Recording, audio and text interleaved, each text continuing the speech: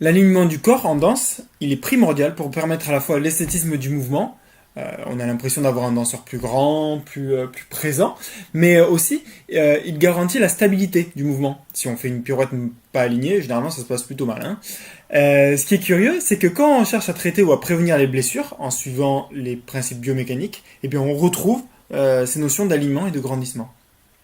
C'est pourquoi nous avons décidé d'exposer ce topo comme un partage entre les concepts biomécanistes de JB, le kiné et le préparateur physique du Malandin Bali-Biarritz, et la vision, le ressenti même d'Auréline Guillot, qui elle est danseuse professionnelle, mais aussi professeure de danse et professeure de yoga. Alors, tout d'abord, nous avons choisi de parler de l'alignement dans le plan sagittal, c'est-à-dire qu'on regarde notre danseur sur le côté. La question c'est, comment est-ce que je vais placer mon corps pour qu'il ne soit ni trop vers l'avant, ni trop vers l'arrière, mais bien aligné vers le haut.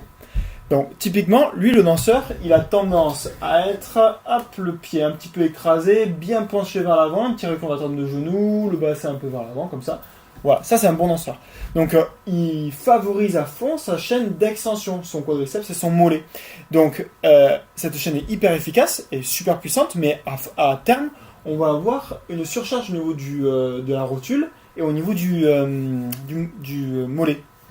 Donc il va falloir apprendre à répartir l'effort, faire travailler d'autres chaînes musculaires en synergie, de manière à 1. Soulager les muscles et les tendons trop mis à contribution, 2. Avoir plus d'endurance, parce que si certains muscles travaillent moins, ils vont pouvoir travailler plus longtemps, 3. Développer moins de masse musculaire sur cette cuisse et sur ce mollet, donc ça va être sympa au niveau esthétique, et 4. À protéger nos articulations en les recentrant.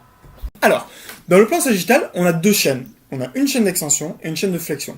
Il faut bien faire attention parce qu'elles ont été décrites en chaîne ouverte, c'est-à-dire qu'on considérait la jambe en l'air. Okay, donc, notre quadriceps, il nous servait à tendre notre genou, donc ça fait partie de la chaîne d'extension. Notre mollet, il nous servait à tendre notre pied, chaîne d'extension aussi. Au contraire, nos ischio-jambiers, ils nous plient notre genou, ils nous plient notre hanche, chaîne de flexion, et ça remonte le pied, chaîne de flexion. Okay, quand on est en chaîne fermée, donc on a le pied bien à plat au sol, ça change tout, d'accord ? En jambe de terre, on peut utiliser des muscles opposés pour faire le même mouvement. Donc, démonstration. Je fais un plié. Okay, je suis ici, j'écrase un petit peu mon pied, tac, tac, tac, tac, tac, tac, tac. Ok, j'ai 2 solutions. Je vais pouvoir tendre mon quadriceps pour venir pousser ici pour remonter mon genou, mais aussi je vais pouvoir tirer mes ischio-jambiers par l'arrière pour pouvoir tirer mon genou par l'arrière. Donc, c'est 2 chaînes différentes, mais ça va faire le même mouvement. Après, c'est pas parce que ça fait le même mouvement que ça fera la même qualité. D'accord ? Le quadriceps, lui, il amène la puissance, la force, et les ischio-jambiers, eux, ils vont, vu qu'ils sont de part et d'autre, ils vont plus contrôler le mouvement. Et en étant très tendineux, ils vont être très utiles pour faire du rebond, de la détente. Voilà. Donc de la puissance, de la maîtrise, de la détente, on est à la danse, quoi. Donc ça, c'est le principe fondamental. Ces chaînes musculaires se complètent et il faut les faire travailler ensemble. Et le signe que ces chaînes travaillent ensemble, c'est que en recentrant nos articulations, eh bien, on sent que nos articulations se dégagent, se grandissent, prennent de la longueur. Voilà. Bon, après, le tout, c'est de savoir comment activer ces chaînes musculaires, comment trouver les tips activateurs. Voilà. Donc, le premier, ça va venir se loger dans le pied. Okay, le pied, pour arriver à venir, donc notre objectif, c'est de faire travailler les chaînes ensemble pour que on se grandisse. Okay, la première base, c'est qu'il va falloir que ici, on vienne chercher un point fixe pour avoir une bonne efficacité de notre mollet. Okay, pour que notre mollet, il soit ici, il dise ok, je viens tirer un petit peu mon genou vers l'arrière. Okay, donc là, on a besoin que ce soit stable, d'accord, et que ce soit plutôt tendu.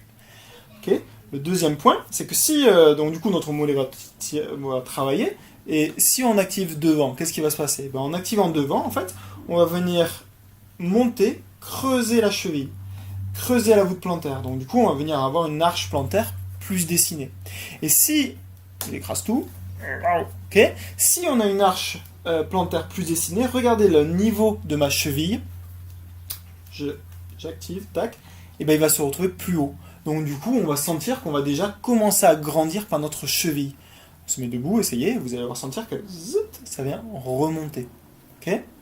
Ça, c'est le premier point. Donc du coup, il va falloir trouver un tips au niveau de notre pied pour activer le grandissement. Alors, deuxième tips, deuxième point, on va venir chercher notre alignement sagittal dans notre bassin. Là, on a un bassin qui est vraiment reposé, c'est-à-dire qu'il subit la pesanteur. On voit que les fesses sont vers le bas. Voilà. Pour venir se redresser, amener notre colonne vertébrale plus vers le haut, eh bien on va avoir besoin, on va recruter dans un premier temps la chaîne d'extension, donc la chaîne qui est devant.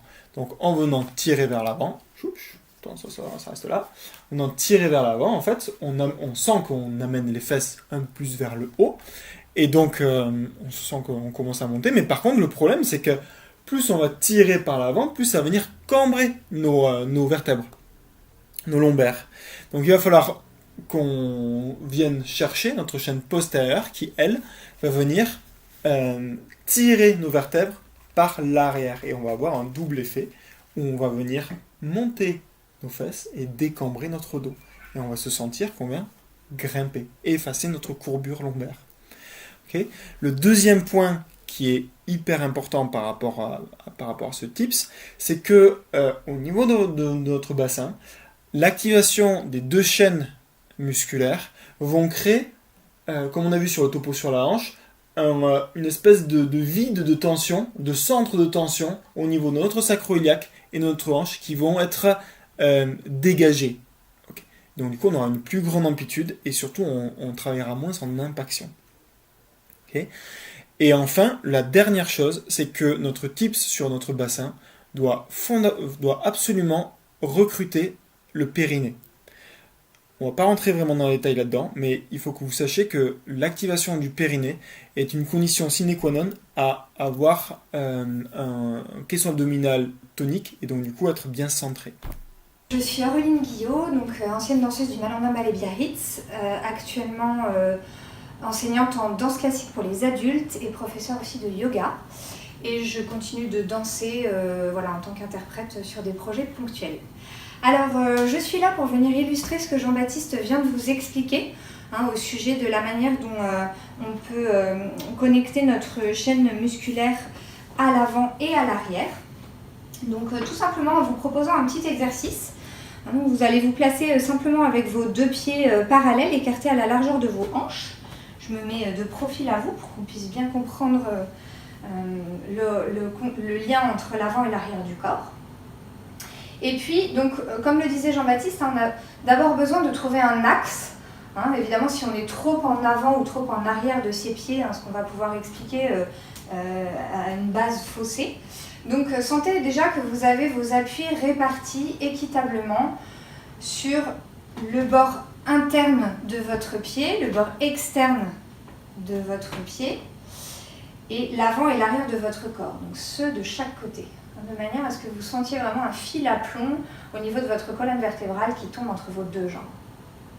Maintenant, venez plier vos genoux et observez comment en pliant les genoux, le corps a tendance à partir vers l'avant, c'est-à-dire que le poids du corps vient s'agripper sur les orteils et donc on fait effectivement appel vraiment à ces quadriceps pour retenir le plié.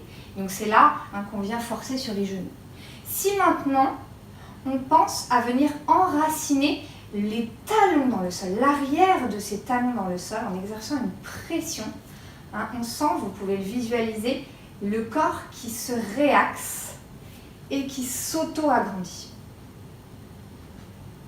Okay. Sentez maintenant que vous pouvez aussi ouvrir vos reins à l'arrière lorsque vous pliez. Lorsque vous tendez, vous sentez le creux des reins qui se rétrécit. Donc on va à la fois agir sur les reins en les gonflant, en sentant comme des ballons de baudruche, comme des airbags qui se gonflent comme ça à l'arrière et les talons qui s'enracinent dans le plié. Donc on va d'abord s'installer sur jambes tendues et on va faire plier, enraciner les talons, tendus, gonfler les reins et relever, gonfler les reins et enraciner vos talons dans vos orteils. Plier dans les talons, tendu, gonfler les reins et relever, talons dans les orteils, reins toujours gonflés. et plie, et tend, et relève, et pose. Plie talon, tend rein, et talon dans les orteils, reste avec les reins. Plie, et tend, et relève. Tout simplement. Alors, ce que vous pouvez aussi faire pour que ce soit plus amusant, c'est vous mettre carrément devant un mur et empêcher votre corps à chaque relevé de partir en avant.